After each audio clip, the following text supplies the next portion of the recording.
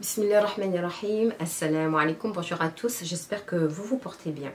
Donc aujourd'hui mes chers amis, je voulais vous donner mon point de vue concernant la polémique suivante. On écoute.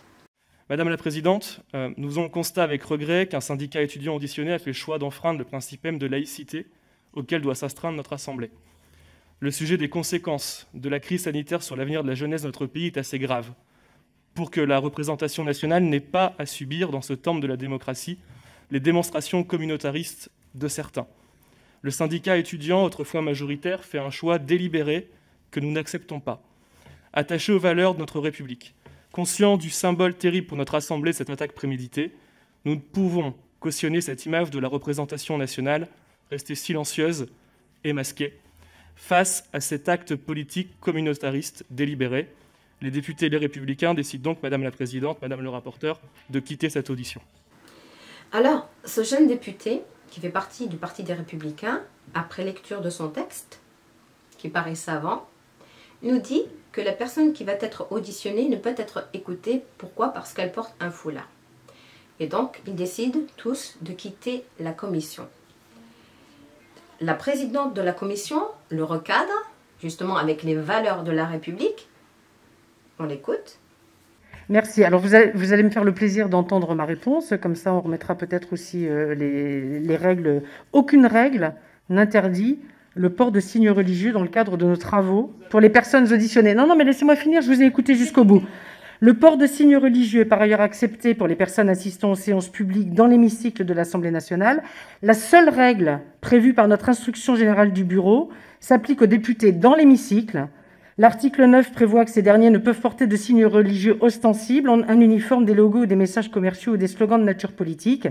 Je rappelle enfin que la règle de neutralité du service public s'applique aux agents publics dans l'exercice de leurs fonctions.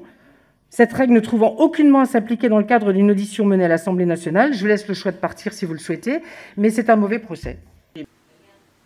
Alors, qu'est-ce qui se passe? Normalement, après lecture de son texte, on aurait l'impression de penser que ce sont des personnes qui respectent les valeurs républicaines, le principe de la démocratie, etc. Or, ils décident de quitter. Juste après que la présidente de la commission les recadrait. Donc, on voit bien qu'en fait, ça n'a pas de sens. Tu ne peux pas défendre les valeurs républicaines si tu n'écoutes pas une autre valeur. Voilà. Donc, juste une parenthèse, la quasi-totalité de son texte, en fait, n'a aucune valeur. C'est juste des mots, voilà. Il mélange un peu tout et n'importe quoi, voilà, par rapport à cela. Alors, après avoir dit cela, en fait, il faut savoir une chose, que lors des commissions de ce type-là, il est rare d'avoir des comportements comme ça. On a dû en avoir au moins 2, pas plus. Voilà, donc il faut le savoir. Donc, ces commissions, de manière générale, elles sont justement la preuve comme quoi on vit dans un pays qui tend à être démocratique. C'est pour ça qu'on laisse la parole à des associations, etc. Voilà, ça c'est une chose. Mais qu'est-ce qu'on remarque d'autre? On remarque en fait, c'est là la gravité de la chose, c'est que au lieu de rester, respectueux des valeurs républicaines, au lieu de rester professionnels, ils sortent de ce cadre-là pour faire quoi? Pour donner leur point de vue personnel. Voilà, et ça, elle est là la dangerosité. Et en fait, ce type de comportement, donc on va sortir de la commission, ce type de comportement, on le rencontre malheureusement souvent.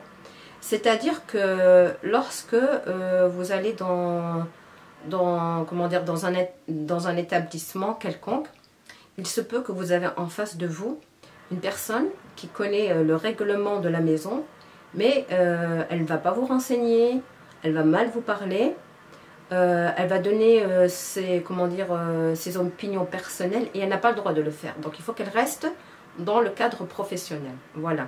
Et si vous sentez que vous êtes dans cette situation-là et qu'elle ne vous plaît pas, mais en fait, il faut juste aller porter plainte. Voilà. Je vais vous mettre en barre d'informations quelques liens qui vous permettent justement, sans vous déplacer de chez vous, porter plainte pour ce type de comportement. Alors, personnellement, j'estime que c'est très important. Pourquoi? Parce que, si vous voulez, si on laisse faire, eh bien, les choses, elles vont se dégrader. Donc, jamais on va vous apporter dans un plateau doré vos droits, etc. Il faut aller les chercher et les faire respecter. Voilà. Sur ce, j'espère que cette vidéo, elle vous a plu. Je vous dis, Inch'Allah, à très bientôt. Take care. Au revoir à tous. Salam alaikum.